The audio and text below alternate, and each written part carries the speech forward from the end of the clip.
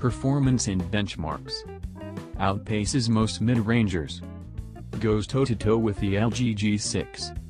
While not a beast by any means in terms of performance, the R11s does quite well for a mid-range phone. Unsurprisingly, our Geekbench 4 benchmarks put the Oppo R11s right alongside its predecessor, the R11, with a single-core score of 1,617 and a multi-core score of 5,829. These scores also put it within spitting distance of the LG G6, a high-end handset that scored a little higher in its single-core test, 1,741, but much less in its multi-core benchmark, 4,127. The R11s sports a Snapdragon 660 chipset, which is essentially the top option from Qualcomm's mid-range 600 series family of chips. Given that limited pedigree, it is actually quite impressive that it's performed almost as well as the Snapdragon 821 featured in LG's flagship.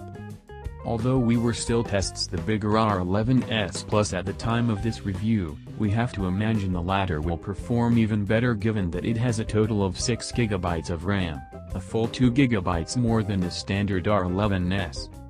Battery life. Battery will last all day. Terrific fast charging.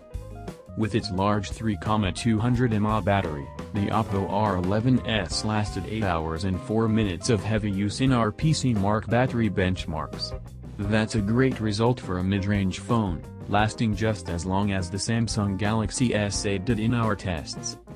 That said, the R11s fell short of its predecessor, the R11, by roughly 50 minutes, and didn't even come close to topping last year's Oppo R9s, which gave us a very creditable 12 hours and 10 minutes of juice.